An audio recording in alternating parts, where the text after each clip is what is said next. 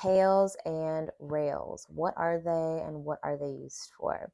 So PAILS and rails stands for progressive and regressive angular isometric loading. PAILS and rails are used to actively increase range of motion in a joint, aka increase flexibility in a joint using passive stretching, but also isometric loading. So when we talk about isometric loading, when you are loading tissues, muscles, we are not changing the angle or position of the joint. You are still and not moving and just pretty much contracting whatever area that you are trying to increase range of motion in. I will do an example for the hamstring. So the first step of PAILS and rails is to find a stretch in the area. So since we are focusing on hamstring, I am going to try to find a stretch in the back of my thigh in a seated position. I'm a pretty flexible person, so having a block underneath my heel can help me feel more stretch in the back of the hamstring. If you are not a flexible person, block is totally not necessary. You can find more stretch in the back of the hamstring by finding more anterior pelvic tilt. So think of your pelvis as a soup bowl and you are spilling all of the contacts forward, hinging past the front leg, and then kind of pulling yourself deeper into a stretch. Think more hinging versus rounding over the leg. So keep a nice tall spine. Tilt your pelvis forward and kind of pull yourself until you find that stretch in the back of the thigh. As we hold our passive stretch, we are going to think about some deep breathing. So 4 counts inhale and 8 counts exhale. Long exhales will help your nervous system to relax into the stretch. So if you're having trouble relaxing into the stretch, please do your diaphragmatic breathing. As we are holding our 2-minute stretch, I'm going to talk you through the rest of the steps of PAILS and rails. So the P stands for progressive tissues. That is going to be the stuff that you're stretching. That is currently your hamstring. Your progressive tissues, the lengthened side, is currently your hamstring.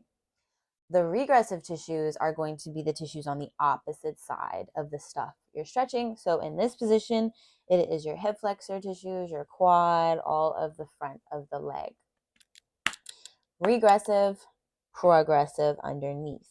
And we will be doing isometric loading of those tissues. So after your 2-minute stretch is done, we get into progressive isometric contractions. We do that in this position here by thinking about driving the heel down into the ground like you're trying to push the floor away. I'm currently giving about 30% of effort of contracting my tissues in the back of my thigh, my hamstring, without changing any position of my body, without changing the angle of my leg. We do our contractions on a scale between 5, 15, 30, 40, 50 to 100% max effort. We do not want to go from 0 to 100. We want to slowly turn up that effort dial. So start at low effort just until you find that contraction in the back of your thigh. We start off at 30%. Try not to waver higher or lower. We're here for 20 seconds. We then soon to kind of turn up that effort dial to about 45, 50% here. Now I'm kind of ramping it up. I really feel the tension in the back of my thigh here.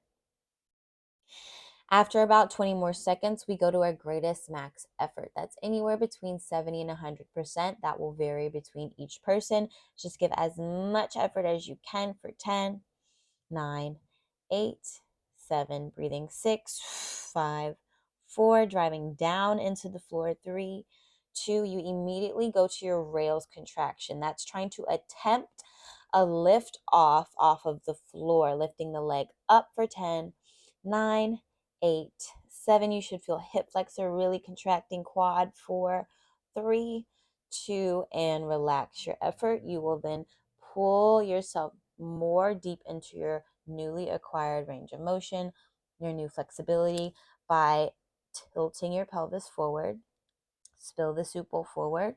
Try to keep a nice tall spine, and hopefully we have acquired a little bit more range of motion in that position. If you don't, it's okay. This is a skill. It takes practice. Pails and rails will get better, and you will understand them a little bit more the more that you practice and the more that you do them.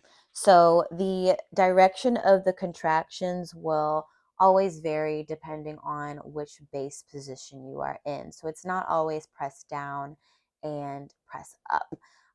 And you can really do pails and rails for anything that you're stretching. Yes, so if you've watched my cars videos, your pails and rails would be the next step to increasing range of motion in those sticky areas where you found that you were really not able to get into with the isolated joint movements. Hope that this helps.